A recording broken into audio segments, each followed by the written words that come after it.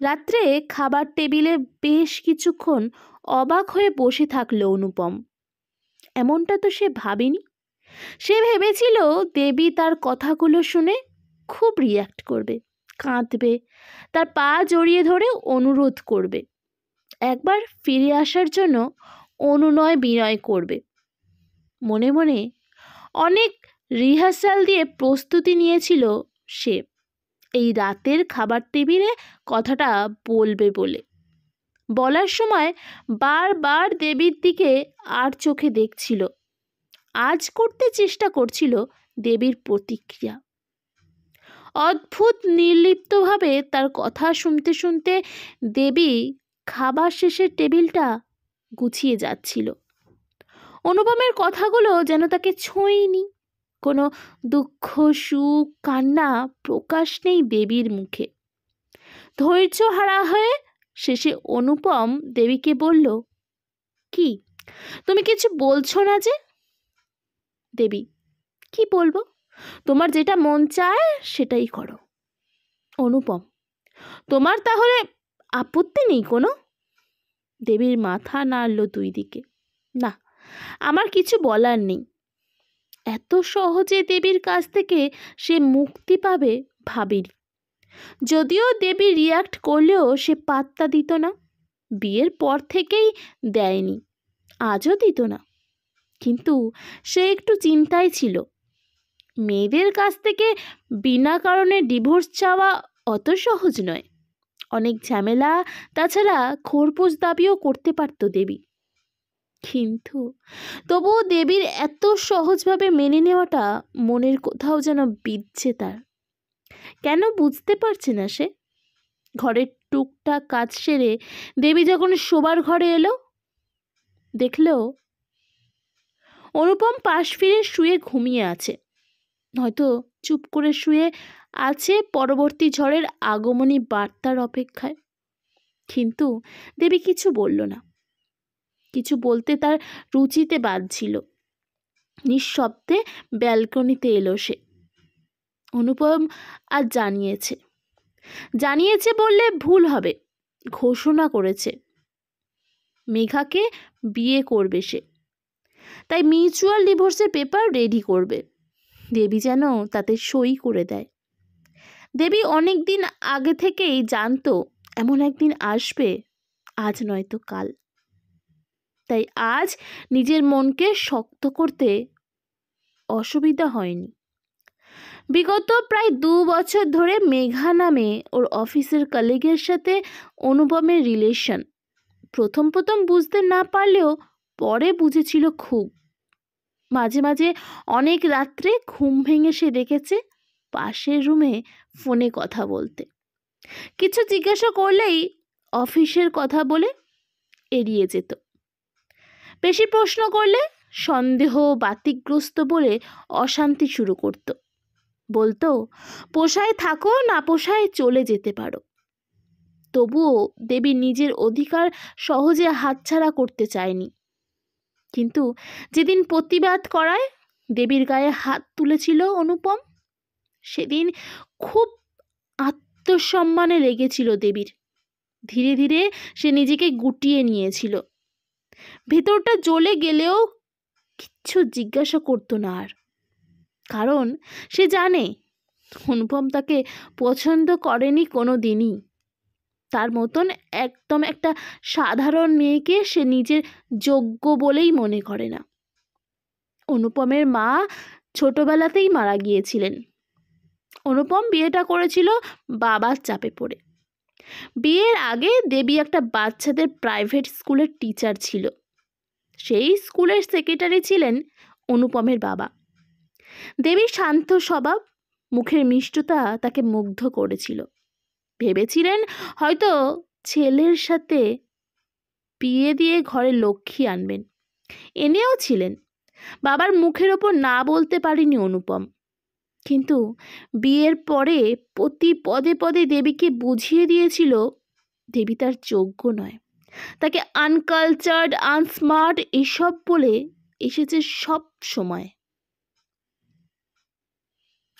ওর অন্যান্য অফিসের কলিগদের বউদের স্মার্টনেসের কাছে ওর সে যে কিছুই নয়, তাকে যে অফিস পার্টিতে নিয়ে যাওয়া যায় না, এসব সে অনেকবার শুনেছে। দেবী জানে সে এ যুগের মেয়েদের মতন স্মার্ট নয়। একটা ভালো তাঁতের শাড়ি, এলো খোঁপা আর একটা ছোট্ট টিপ, এতেই সে অভ্যস্ত বরাবরই। অনুপমের রুচির সাথে তার রুচির কোনোভাবেই মেলে না, তবুও চেষ্টা করেছিল অনুপমকে ভালোবাসতে, মন দিয়ে সংসার করতে।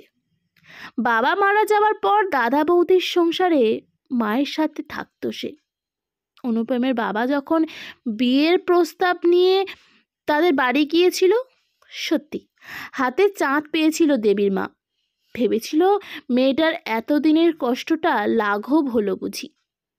একটা দীর্ঘশ্বাস বেরিয়ে এলো দেবীর। বিয়ের পর অনুপমের বাবা আর চাননি তার বৌমা স্কুলে গিয়ে চাকরি করুক, আর এখানেই দেবী একটা আরো ভুল করে বসে। মন দিয়ে সংসার করার আশায় সে চাকরিটাও ছেড়ে দেয়। শ্বশুরমশাই যতদিন বেঁচে ছিলেন ততদিন তার সামনে অনুপম কিছুটা হলেও সংযুক্ত হয়ে চলত। এমনি অসুবিধা তো কিছু ছিল না। সময় মতন অনুপম যা বলতো সঙ্গে সঙ্গে হাতের কাছে জোগাড় হয়ে যেত। যখন যা দরকার অর্ডার করলেই দেবী তটস্থ থাকতো সেটা মেটাবার। তাছাড়া যখন ইচ্ছা সে দেবীকে গ্রহণ করত, যখন ইচ্ছা হতো দূরে ঠেলে দেওয়ার দিত। কিন্তু দেবী বুঝতো এই গ্রহণের মধ্যে কোনোদিন কোনো ভালোবাসার চিহ্ন ছিল না, ছিল শুধু পুরুষের অধিকার খাটানোর তাগিদ। এমনকি তাকে গ্রহণ করার সময়ও অনুপম কতদিন মেঘার কথা উল্লেখ করেছে। অপমানে দেবী নীল হয়ে যেত। ভীষণ কষ্টে অপমানে সে কান্নাকাটি করলে অনুপমের ন্যাকামি শব্দটা ব্যবহারে সেটাও বন্ধ করে দিয়েছিল। ধীরে ধীরে মনের কোনো এক কোণে অনুপমের প্রতি ভালোবাসা বদলে এই বিতৃষ্ণা জমতে শুরু করেছিল। তাই শেষের দিকে অনুপমের অপমানগুলো তার আর গায়ে লাগতো না, সয়ে গিয়েছিল। ঝগড়াঝাটি ঝামেলা তার ভালো লাগে না কখনো, কিন্তু মনে জোর পাচ্ছিল না মায়ের কাছে ফিরে যাওয়ার। ফিরতে পারছিল না দাদা বৌদির বোঝা বাড়াতে চায় না বলে। মনের ভেতরটা মরে গেলেও বাইরে তার প্রকাশ ছিল না। সে বুঝতে পারত সহ্য করতে করতে সেলফ রেসপেক্টটাও নষ্ট হয়ে যাচ্ছিল তার। প্রতিটা ব্যবহারে অনুপম তাকে শোনাতো দেবীকে বিয়ে করে তার জীবনটা শেষ হয়ে গিয়েছে। তার স্বপ্ন তো লুকিয়ে আছে মেঘার মধ্যে। মেঘার মধ্যে যা মাদকতা দেবীর মধ্যে নেই। মেঘার মতো স্মার্ট মেয়েরই স্বপ্ন দেখত সে। অমন কমরাঙা গায়ের রং, অনেক সুন্দর ফিগার। তার কাছে দেবী নাকি একটা কালো মুটকি ছাড়া আর কিছুই নয়। ঘরের ভিতর থেকে অনুপমের নাক ডাকার শব্দ শুনতে পেল দেবী। দেবীর কাছ থেকে মুক্তি পাবার আশ্বাস পেয়ে পরম নিশ্চিন্তে ঘুমোচ্ছে আজ। বুক ভরে ঠান্ডা হাওয়ার স্পর্শ নিল দেবী। বিগত 4 বছরের তিক্ত স্মৃতি, অপমান তাকে কাঁদাতে ভুলিয়ে দিয়েছে যেন। সারা রাত ব্যালকনিতে বসে ভাবল এরপর তার কি করা উচিত। পরের দিন সকালবেলা অনুপম ঘুম থেকে উঠল। অভ্যাসবশত দেবীকে ডেকে তার স্নানের জল রেডি করতে বলল, কিন্তু দেবীর কোনো সাড়া পেল না। একবার চেঁচিয়ে ডাকার পর কাজের মেয়েটি এসে বলল, সকালবেলাতেই ব্যাগ গুছিয়ে বৌদিমণি বেরিয়ে গেলেন। যাওয়ার সময় বলে গেলেন আপনার যা দরকার একটু গুছিয়ে দিতে আমাকে। শুনেই রাগে মাথাটা দপদপ করে উঠল অনুপমের। এত বড় সাহস! মাথা একটু ঠান্ডা হতেই ভাবল ফিরতে তো হবেই সেই 2 দিন পরে। দাদা বৌদির সংসারে কতদিন আর থাকবে?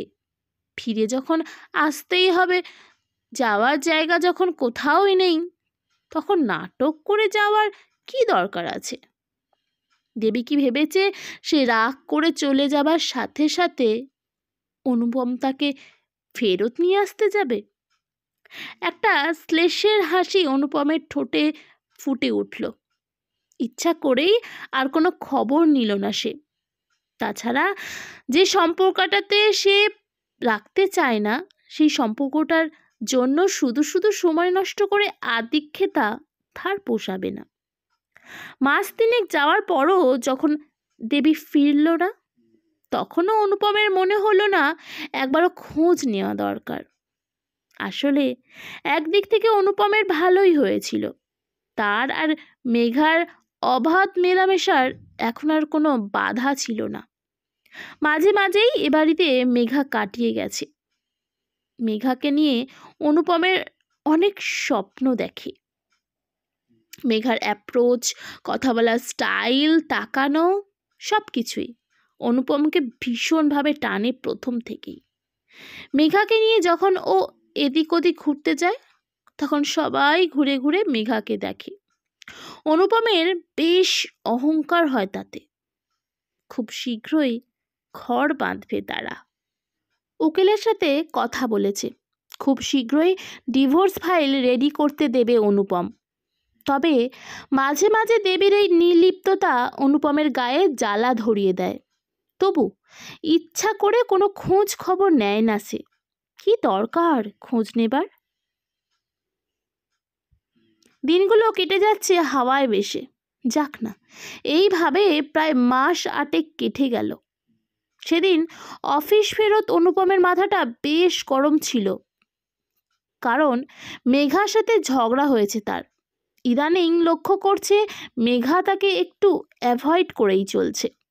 খোঁজ নিয়ে দেখেছে আজকাল অফিসে নতুন বসের দিকে ঝুঁকেছে সে। কানা ঘোষা শোনা যাচ্ছে, কাজ থাকুক আর না থাকুক বসের রুমে নানান অছিলায় বারবার যাচ্ছে সে। অফিসে তার আর মেঘার ব্যাপারটা সবাই জানে মোটামুটি। ইদানিং তার মনে হচ্ছে তাকে দেখে সবাই ব্যঙ্গের হাসি হাসছে। মাথায় আগুন ধরে গিয়েছিল অনুপমের। নতুন বসের বড্ড নাক উঁচু। অনুপম যে এই কোম্পানির ম্যানেজার পদে রয়েছে, তার মতন একজন ট্যালেন্টেড পার্সনকেও বিশেষ পাত্তা দেন না তিনি। আর তার সাথেই কিনা মেঘা অবশ্য অনুপমের রাগকে পাত্তা না দিয়ে বলেছিল, শোনো, তুমি আমাকে নিজের বউ পাওনি যে তুমি আমাকে মেজাজ দেবে আর আমি সব শুনে নেব। তাছাড়া তোমার সাথে বিয়ে করে কি হবে আমার? দেখো, আমি বসকে বলে ঠিক আমার প্রমোশন করিয়ে নেব দিল্লিতে। তুমি আমাকে তখন আর ছুঁতেও পারবে না। আর হ্যাঁ, আমাকে বেশি ডিস্টার্ব করবে না। তোমার নামে আমি বসের কাছে নালিশ করে দেব। কেন জানি না বস তোমাকে শুরু থেকেই পছন্দ করেন না। তবে এই বস একটু ঢ্যাটা টাইপ, একটু বেশি টাইম লাগবে মনে হয় পটাতে। বলতে বলতে হেসেছিল মেঘা।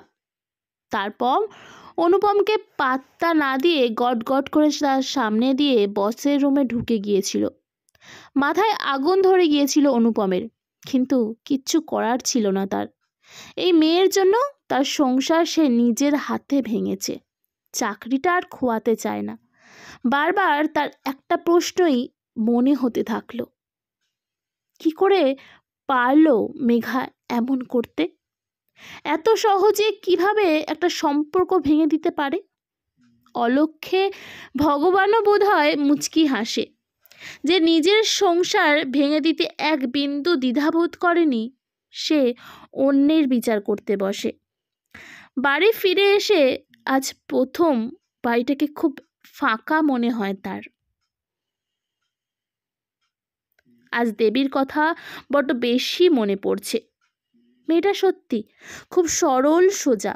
মেঘার মতন সুন্দরীও নয় সে, কিন্তু এটাও সত্যি মেঘার মতন পুরুষ ভোলানোর ছলাকলাও সে জানে না। তাই দিনের পর দিন ডানা ওঠা পিপীলিকার মতন দেবীর মতন শান্ত প্রদীপকে ছেড়ে মেঘার মতন বিজলি বাতির দিকে দৌড়েছিল। সে ভুল করেছে। কাল সকালেই দেবীর কাছে গিয়ে তার সাথে যে দিনের পর দিন অন্যায় করে গেছে তার জন্য ক্ষমা চেয়ে নেবে। মনে করল সে নিশ্চয়ই দেবী তাকে ক্ষমা করে দেবে। এই ভেবে নিজের অশান্ত মনকে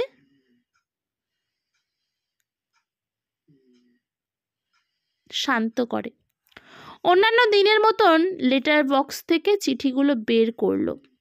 অবাক হলো দেখে যে কয়েকটা চিঠির মধ্যে দেবীর একটা চিঠি। একেই মনে হয় কোইন্সিডেন্স বলে। কেন জানি না মনটা একটু ভালো লাগায় ভরে উঠল তার।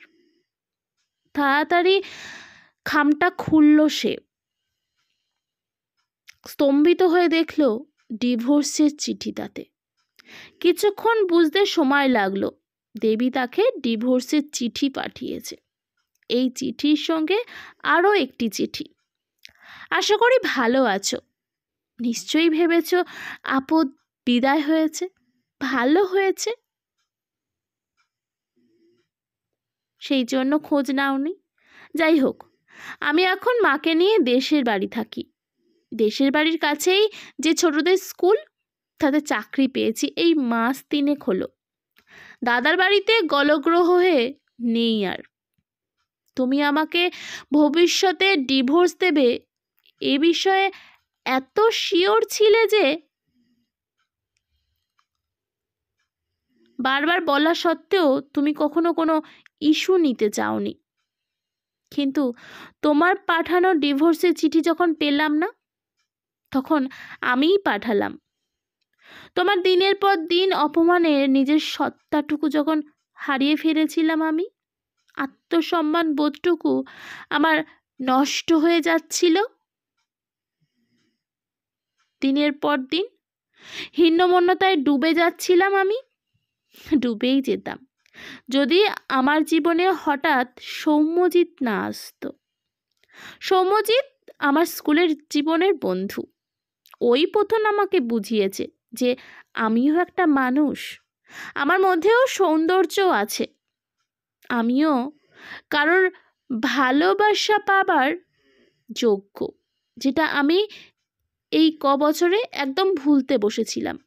যাই হোক, ডিভোর্সের পেপারটা সই করে পাঠিয়ে দিও যত তাড়াতাড়ি সম্ভব। ভালো থেকো। ইতি দেবী। চিঠিটা পড়ে অনুপমের মাথা ঘুরে গেল। চোখ জ্বালা করে উঠল তার। বুকের মধ্যে তীব্র জ্বালা অনুভব করলো সে। চিঠিটা ছুঁড়ে ফেলে দিল সে। দেবীকে এই কয় বছরে অনেক অপমান করেছে, কিন্তু দেবীকে অন্য কেউ প্রশংসা করলে তার ভিতরটা এইভাবে জ্বলবে সেটা ঠিক বুঝে উঠতে পারেনি। ক্ষীণাকে সৌম্যজিৎ তার কথা শুনে কিছুতেই সে সহ্য করতে পারছে না। কেন সেটা সে নিজেও জানে না। গল্পটি ভালো লাগলে চ্যানেলটি সাবস্ক্রাইব করতে ভুলবেন না। নমস্কার।